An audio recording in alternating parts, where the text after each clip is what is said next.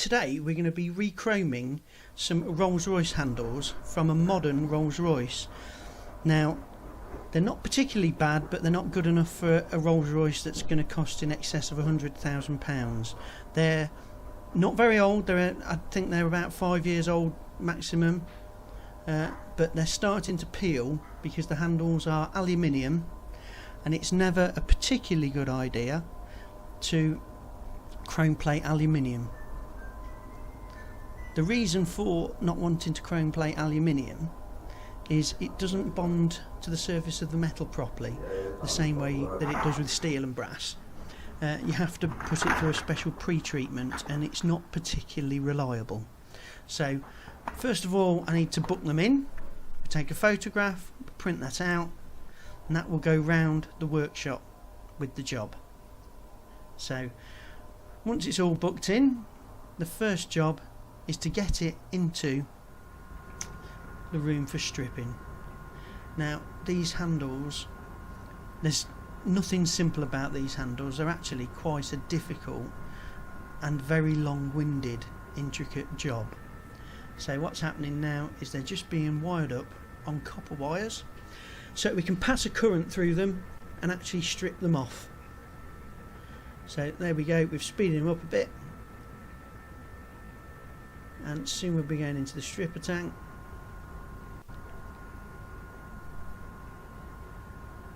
So here we go into the stripper. Now the stripper for removing the nickel and chrome is basically made up of about 70% pure sulfuric acid with a couple of other bits in it. And what we're going to actually do is we're going to do the reverse of plating. So they've been in a few minutes now. You can see that it's starting to dull the plating down, it's stripping it off. Now it's still being stripped now after another check. These have probably been in for about 20 minutes, half an hour now. You can see that there's still some nickel areas. Now underneath this nickel is going to be a layer of copper. Now steel wouldn't normally be coppered. I'll explain later why we would need to copper aluminium. Nice view of his glove there. Now you can still see there's nickel on them. Need to get down until all that nickel's removed down to the copper. So there we go. Time goes on a bit further.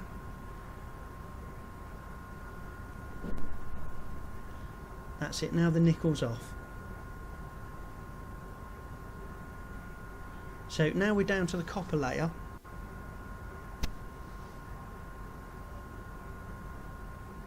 Now we're down to the copper layer. We're going to swirl these in water.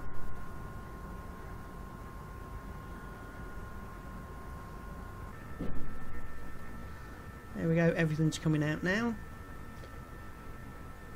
Now unfortunately he unwired these. He shouldn't really have done that because they're not, we can't polish these yet. The stripper that removes the nickel and chrome doesn't remove copper.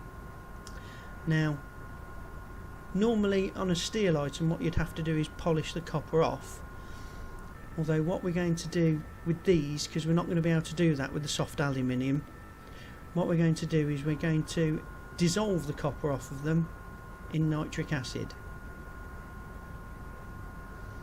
So here they are going in the nitric. Now the nitric shouldn't affect the aluminium, however you do need to keep an eye on it. So nitric will dissolve practically anything else except aluminium, but you have to keep an eye on it. Here we go, we're checking them now. You can still see they've got copper on them, so they need to go back in for a while. They could be several hours stripping the copper off them. You can see it's eating into the copper, but still not all the way there yet.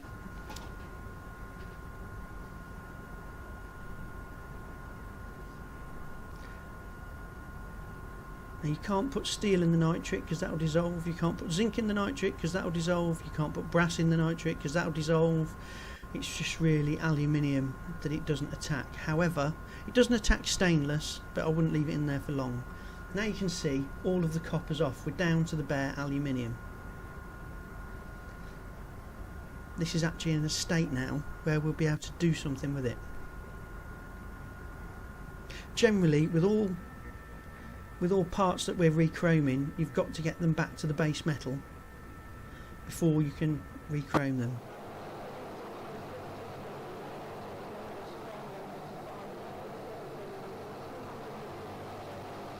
So into the polishing shop.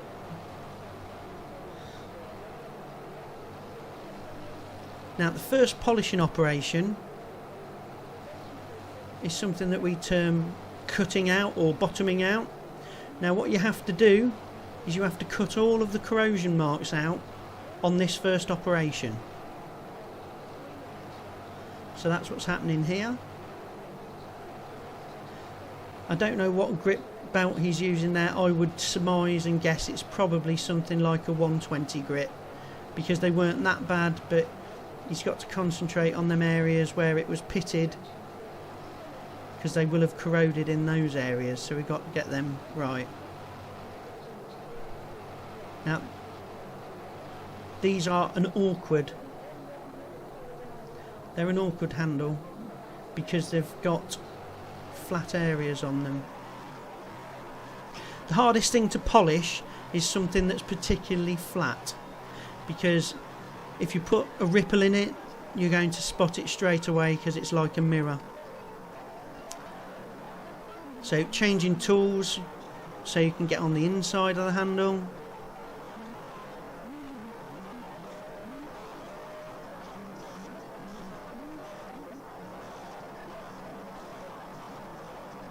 Having to speed it up because this does take quite a while. We've cut some segments out just to try and shorten the video, but this is a long video, folks, so I hope that you're ready for it, because these are quite an intricate job and they go through a lot of processes to get to the end product. Because of those flat areas, we're going to make sure that they're flat by using a DA sander on them, and this will make sure that we haven't taken them out of shape at all on those faces.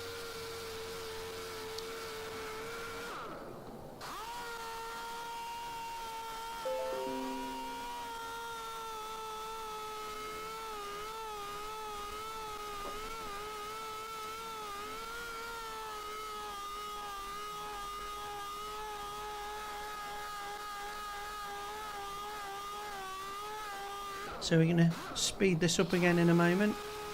For some reason, in this polishing sequence, the camera started to glitch, so I apologise for that, but there's not a lot I can do about the footage. There we go, speed it up. So making sure that those flat surfaces, or nearly flat, are absolutely right.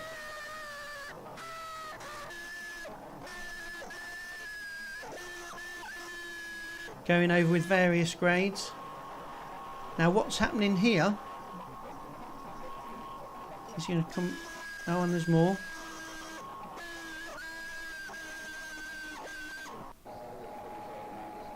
What's happening here is he's actually taking any sharp edges off, because when they go in the plating, those sharp edges will build up. So what you do is knock the edges off, and then when you plate them, it will reform the edge. It's this attention to detail that you have to do to get a really top class job, and people don't realise all the little factors and touches that we have to put into it so that they get a good end result. So the handle backings,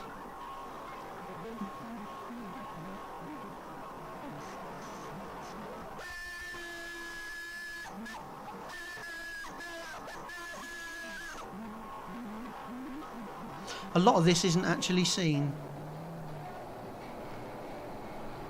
Now what these are the end pieces. You didn't see them getting stripped because we haven't entirely stripped them.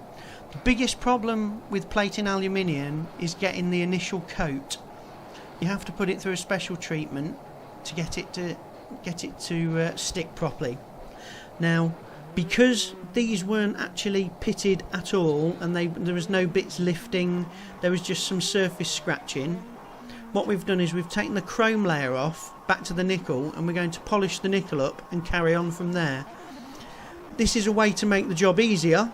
However, it's one of those that if it goes wrong, it goes very wrong, and actually makes more work than if you'd have just started from scratch. So fingers crossed that these are going to be alright, or else it just makes more work for us. But as they're already got a coating that's stuck nicely, it's better to go on top of what's there. Now into the plating shop.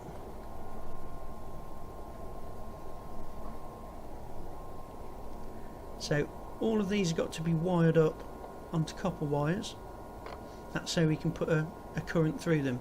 It's called electroplating for a reason, because we do put a current through stuff. It's a direct current.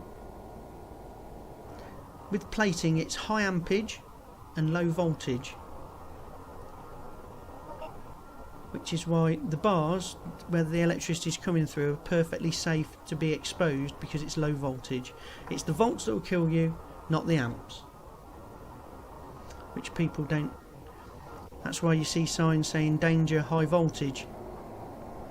Had to pixelate out the lady calendar there.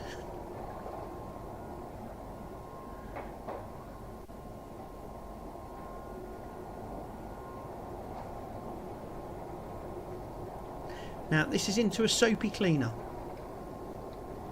because plating is all about cleanliness. Cleanliness is a king. Can't have any dirt or grease or anything like that. So this is going to get swilled now.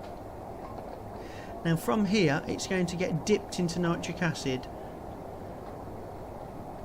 I've cut that bit out because it's actually right at the other end of the plating shop and there's too much walking involved. So there, it's gone through the nitric and it's back being swilled again.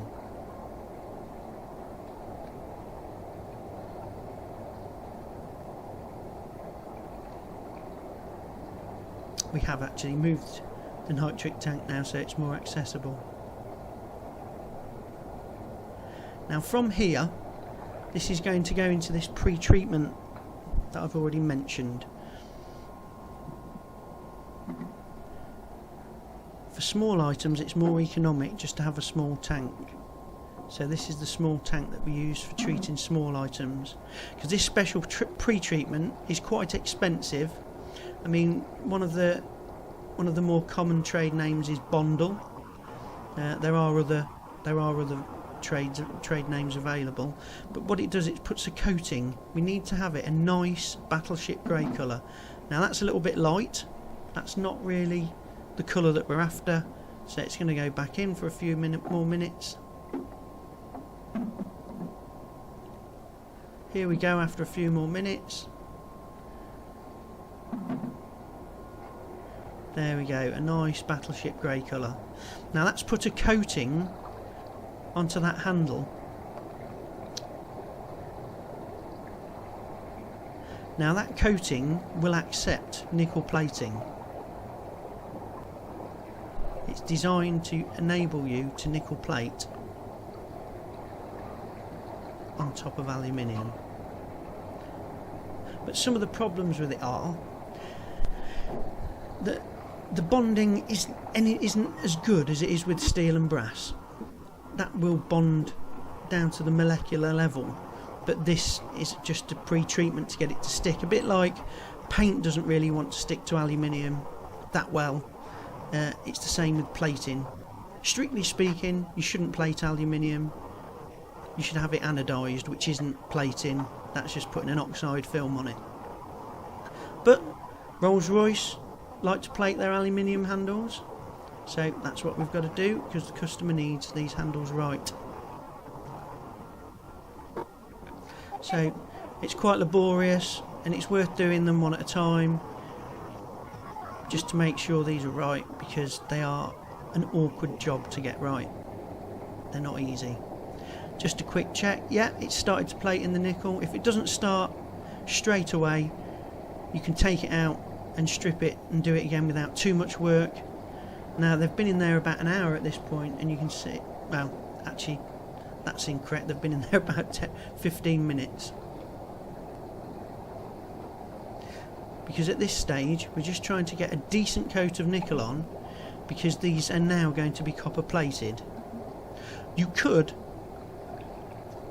just nickel and chrome these directly on top of the aluminium, and there's nothing wrong with that. However, the chances are that there'll be little tiny that the grain of the metal usually opens up a little tiny bit, and you'll have some very slight marks in there, which would be acceptable for a lot of jobs, but it's not going to be acceptable on these Rolls Royce handles. So what we're doing now is we're going to copper plate them in an acid copper solution. Now what the copper does is it puts a nice soft coating on that you can work with. If you think of copper plating, there you go, they've started to plate. They've started to plate there, so we know they're plating. Same again, early to check, best to check at an early stage. Now these have been in for about an hour, and there's a nice decent layer of copper on them. We don't want too much, because these handles do have a mechanism and they need to work together. So there's a nice layer of copper. Now we can polish that, and any minor imperfections can be sorted out to make them perfect. If you think of copper doing in plating what a high build primer does in paint, you're about right. It doesn't make it a better job, but you could have, I mean in this instance, generally aluminium does open up slightly, so that's the reason that you would want to copper plate them. There's the backing coming out of the copper. But on steel and brass you shouldn't need to copper plate if the metal is sound and you can polish it up to the right level, which is basically you've got to polish up to a mirror finish. So after all that, these are all done. They're ready to go back into polishing.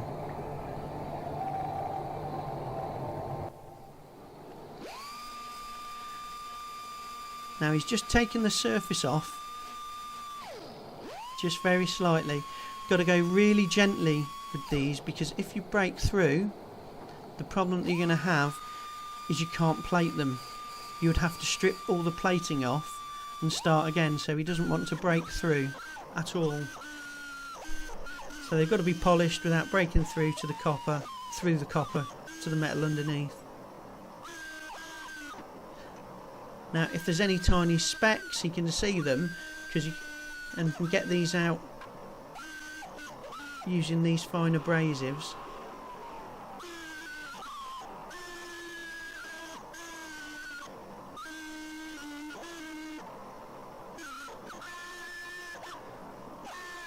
Once he's happy that they just need shining up, then it's onto the polishing stage, where he will actually polish these nicely.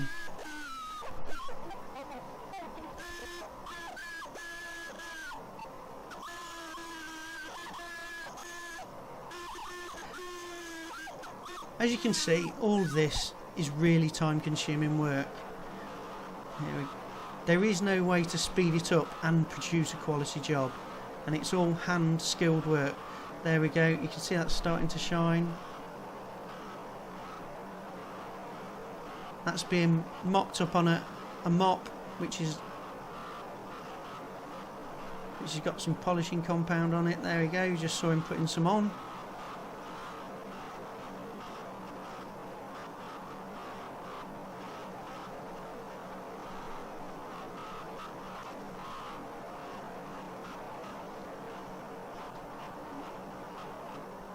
You have to be really careful when using these polishing machines, because if you catch an edge with them, then the part's liable to go flying out your hand, smack you in the face, all that sort of stuff. I actually calculated that on sort of a 10-inch wheel, the surface of that mop is travelling at about 90 miles an hour.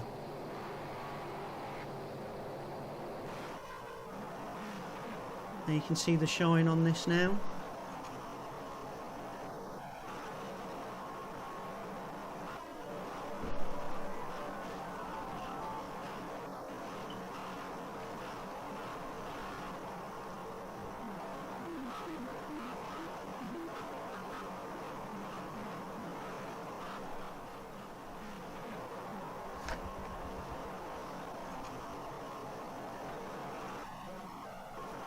It's quite common for people just to phone us up and ask how much it is to dip an item.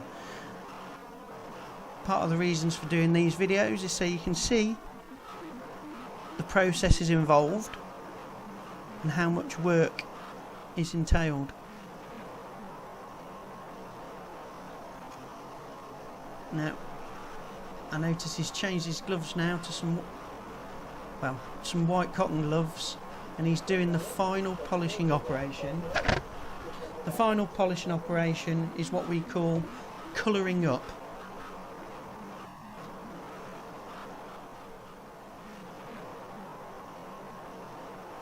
Must be a little mark there he's just had to get out, so go back a stage.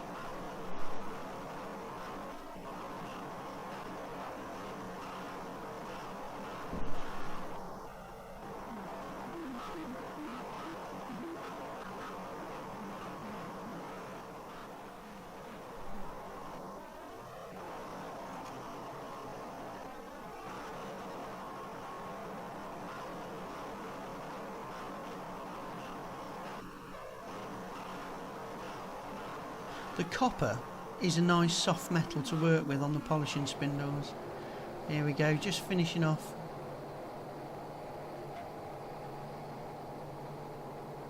Everything's got wiped down with a cloth. And we're back into the plating shop again. So we're just going to wire it up almost exactly as we did before.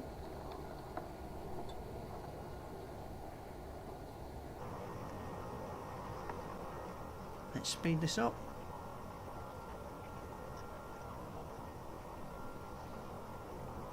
So we're putting weights on those. The reason for it is if an item's not heavy enough, because of the agitation in the tank, they could dance around on the bar a bit, and two items touch together, both items are no good and got to be redone. And also it helps maintain a good electrical contact, which is very important. If you lose the electrical contact, it will stop plating. And generally, when it starts plating again, the two layers won't stick together because it will have oxidised sitting in the solution doing nothing. So it's important to keep the electrical contact going as it should.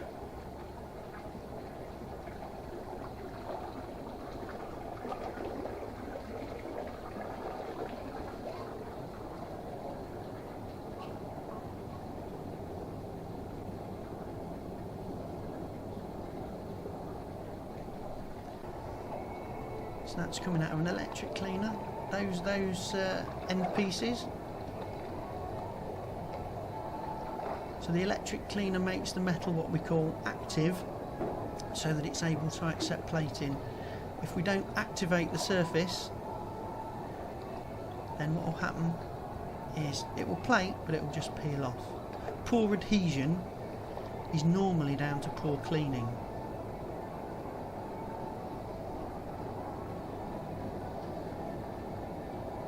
There they go in the nickel tank. These are the last bits. So out of the electric cleaner, through the swirl system.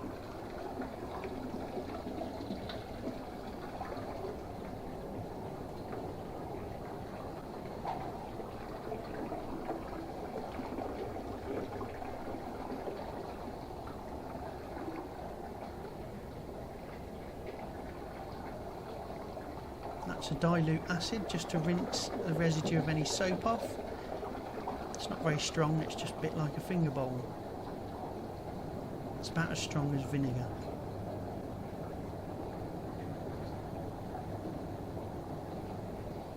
Just having a check of the work that's in here now.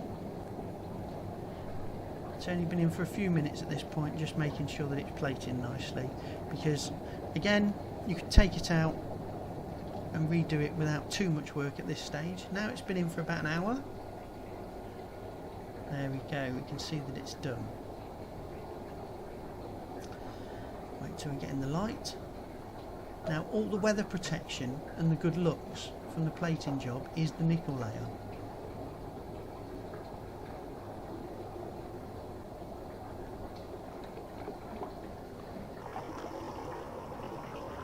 It's really important that you put on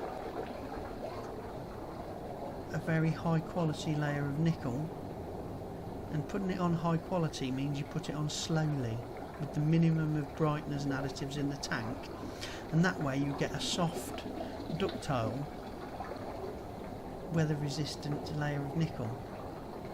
The chrome is just a flash of plating on top of the nickel, so where it's been in the nickel for about an hour, it's going to be in the chrome for about 2 to 4 minutes, depending on the size of the item.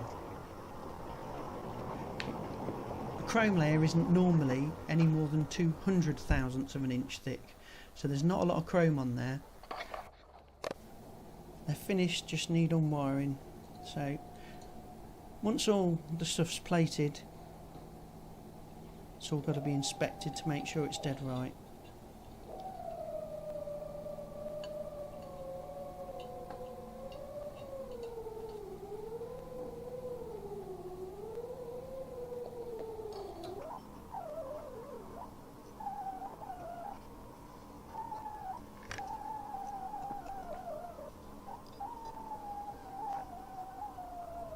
So checked off against the order.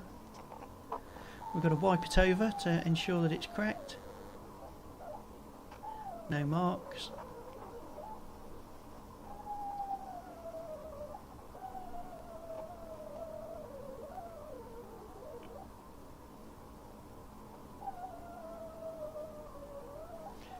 When it comes to restoring chrome, every stage is time consuming.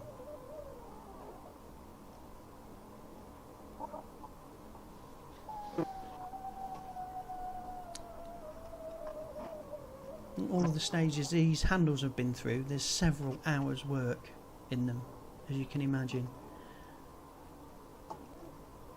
Because apart from the speeded up sections, there's parts that have been missed out just because try and shoot and keep the video as short as possible, although it is a long video. I couldn't really cut any more out because I need to show you what's done.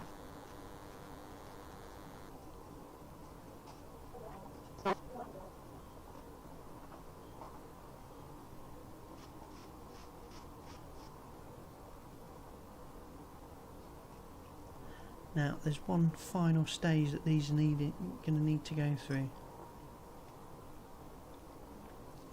and it's related to the chrome plating. The chrome plating is always problematic, not very, just a little bit. What it is chrome plating doesn't plate very well. You see that grey area on the tips? In order to get the chrome to plate, you have to plate it at much higher power than the nickel and chrome and copper and all the other metals that we're plating. So whereas they're being plated at, say, nickel's probably 25 amps per square foot, the chrome's probably 150 amps per square foot. You know, it's a lot more. So what happens is when you get too much of a chrome deposit on it, you get this grey deposit, which then you've got to polish off. So polishing that off, you've got to make sure you don't go through the chrome layer, which is, as you know, less than 200 thousandths of an inch thick, although the chrome's hard, so that does help.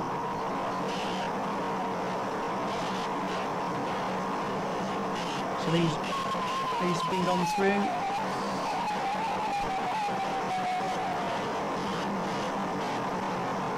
need to get rid of all the burns. Sometimes you see it on a chrome bumper or a chrome item where they've not removed the chrome burn and it's grey on the edge. It will always be on edges and corners that it will burn, because they're what are known as high current density areas. They attract more power because they're nearer to the anode in the plating tank. So they will always get more plating than a recess. In fact, most plating doesn't go into recesses well at all. So after being in there, just got to remove my finger marks.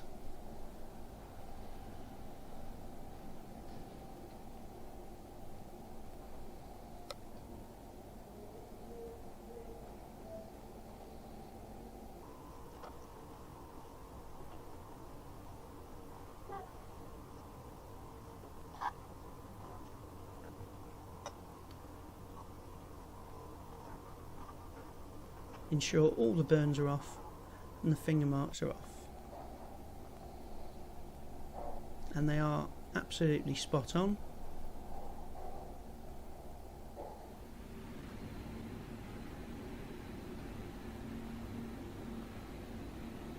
Ready for the customer. Now, if you want to see more details on how we restore other items, subscribe to this YouTube channel, hit the notification bell, and then you'll be updated when new videos are posted.